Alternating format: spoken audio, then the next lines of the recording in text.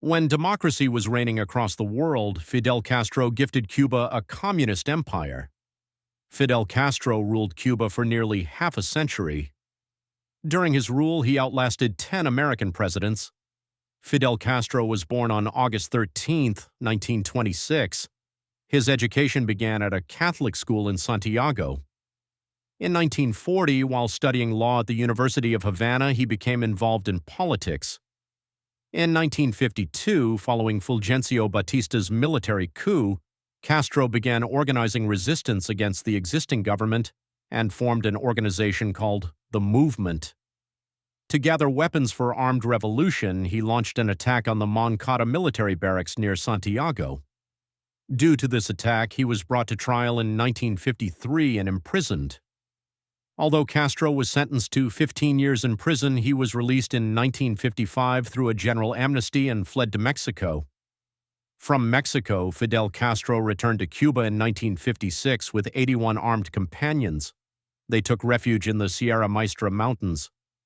After 2 years of guerrilla attacks against the Havana government from there, the rebels entered Havana and Batista fled. At just 33 years of age, Fidel Castro took power in Cuba. In 1960, all American businesses in Cuba were nationalized. As a result, the United States imposed a trade embargo on Cuba, which remained in effect well into the 21st century. Additionally, in 1961, the United States planned to overthrow the Castro government by sending a group of exiled Cuban citizens to seize the island. This plan failed, and many people were killed. In the 1980s, the tide of world politics began to turn. Moscow, under Mikhail Gorbachev's leadership, refused to purchase sugar from Cuba. Combined with the American trade embargo, Cuba fell into serious trouble. Food shortages emerged in the country. Many Cuban citizens crossed the sea to the United States in search of livelihood.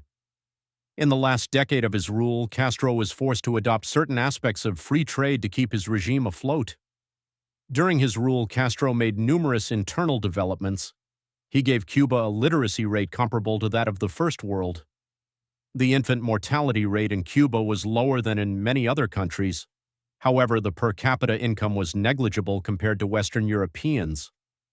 In his later years, Fidel Castro handed over military power to his brother Raúl Castro. To this day, he is recognized around the world for his famous beard, cigar, and dark olive military uniform. Chilean poet Pablo Neruda said of him, "Latin American political leaders make many promises to the people but fulfill very few. But Castro was an exception. He alone stood up against America and never backed down under their pressure, which is why he became America's #1 enemy." The CIA made 638 attempts to assassinate him and failed every time.